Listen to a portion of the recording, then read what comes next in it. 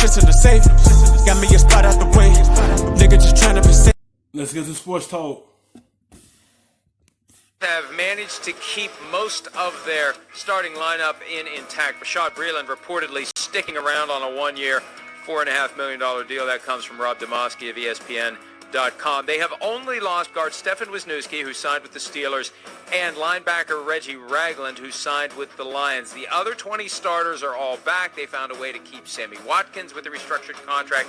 And boy, that continuity is going to be important for a couple of reasons. First of all, they're the defending Super Bowl champions. You want to keep a good team together. But secondly, in a year where there's no offseason program, who knows how much training camp there's going to be, to bring back Patrick Mahomes and company with 20 out of 22 starters, that is incredible, and that just makes it even more likely that the Chiefs are going to be deep into the postseason. And I don't want to say probably back in the Super Bowl because there's a lot of football to be played, but they are set up well to have another Super Bowl run in 2020, Peter. Hey, look, the one thing when I think the most important thing, even though I do think that he has been paid a little bit more than he's probably worth, I think it was really important to get Sammy Watkins back for this particular offense. Because as, speed receivers, Mike, get hurt. A lot of times they're brittle. It's hard to imagine Watkins, Hill, and Hardman all playing 16 games. And that's why you bring them back, and that's why their receiving core, their top guys in the receiving core and at tight end are all coming back. And I think if nothing else, that allows you to play opening day, whenever that is, with a distinct advantage over almost every team in the NFL. Because not only were you the best when the sport was last played, but now you come into a season where everybody is going to be, to some degree, doing the adjustments on the fly. And the Kansas City Chiefs will not be adjusting. Yeah. They ain't going to be no adjusting because you brought 20 of the players back. So all the continuity is still attached.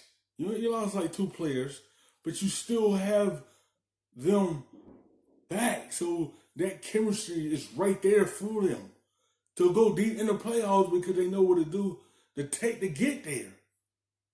And plus, as long as you got Patrick Mahomes throwing the football, they is in a good position to continue to go deep in the playoffs.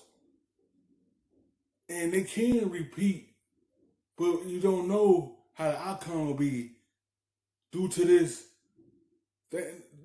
everything that's going on, and there's no all-season things going on, so it's going to be a little off for everyone to get their rhythm back. But they is in position to be able to go deep again because they still had this team attached. They still got the wide receiver core together. And it really is going to make it even harder to keep up with the Chiefs in their division and in the conference. And Patrick Mahomes is the key. And Peter, the idea that Mahomes is so good off script, in a year where it is going to be more challenging to create a script and implement a script, that gives him another advantage. Because if it's just go out, run around, and somebody get open, we've seen what he can do when the play becomes that anyway. So the less prepared teams are for this season, the more advantage the Chiefs have from the perspective of the unique gifts that Patrick Mahomes possesses. And not only that, Mike, remember he was on the LeBron James TV show on HBO where he talked about, hey, I haven't really hit my stride as far as, being able to, know this offense and to be able to go to the next level in that offense and to be, mentally at one with Andy Reid, whatever it is he said. But, I think to some degree, that's him saying, hey, I still have a ways to go to improve, which is fine. But it was Patrick Mahomes who came to the sidelines, when they had to have that huge play down the stretch. And when they had to find Tyreek Hill down the field, and you can blame the 49ers coverage, you can do whatever you want. But when Patrick Mahomes came to the sidelines and he talked to Eric Bieniemy, as soon as he gets there, he just make the plays for them. If the play ain't there, he find a way to get the football to his guys. He figured out a way to keep the play alive when it breaks down. He figured out how to get the guys open when he's scrambling. He's a playmaker. He make a big difference for this team. And that's why they are champions right now. He's struggling that Super Bowl because it's his first time being in there. But he didn't get aroused. He stayed calm and pulled through and brought the team back and win the championship. It was an ugly first little half. He wasn't right. He was still going out there and playing. And in that game, the same thing. Something broke down. He make a play. He's just a playmaker. He's a big difference for them.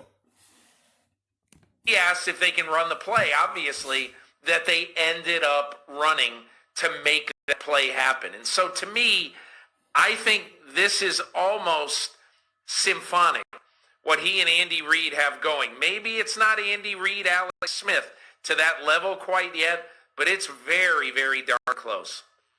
And it's definitely moving in that direction. Before we take a break, just give me your quick knee-jerk reaction. Sims and I addressed this question yesterday in PFTOT. A fan submitted it. Who's the bigger threat to the Chiefs in that division, the Broncos or the Chargers? I would say the Chargers. I think for two reasons. Number one, there were so many games that they were so close last year. And I'm not blaming it on Phillip Rivers. I'm just saying he threw a lot of inopportune interceptions last year. You are blaming on him because he put the football in harm's way. He didn't protect the football. Yeah, it was in the games, but Phillip Rivers would turn over the football and cause them to lose the games. And the difference with Tyrod and Rivers is Tyrod is a game manager. He do not turn the football over that much. He take care of the football very well. And he managed the game very well. Phillip Rivers, he's just a risky quarterback. And last season, he just continued just throwing game-changing interceptions for other teams. They're a bigger threat because they have a quarterback that's willing to take care of the football and not put it in harm's way. And that's why this team moved on for Phillip Rivers, because he can't protect the football no more. He's going to be a Hall of Fame when he's done, but when you can't take care of the football, it hurts your team.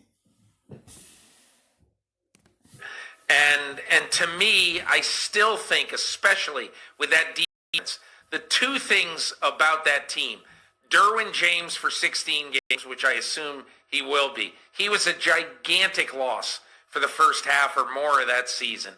And then I also think their secondary gets a huge boost with one of the best nickel guys in football in Chris Harris. And to me, I think they are going to be significantly better. That's a big pickup for them. Chris Harris is a lockdown corner. And that's a big upgrade for them in their secondary. That's a big upgrade for them. That helped them out a whole lot.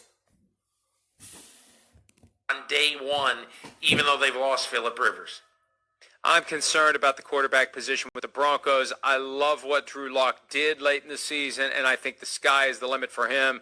Bradley Chubb back. Von Miller, still Von Miller. Second year of the Vic Fangio defense. I personally think the Broncos, they feel like, to me, they're ready to turn around multiple years of underachievement and really get, not that they're going to give the Chiefs a serious run, but I think they're going to emerge as the number 2 team in that division.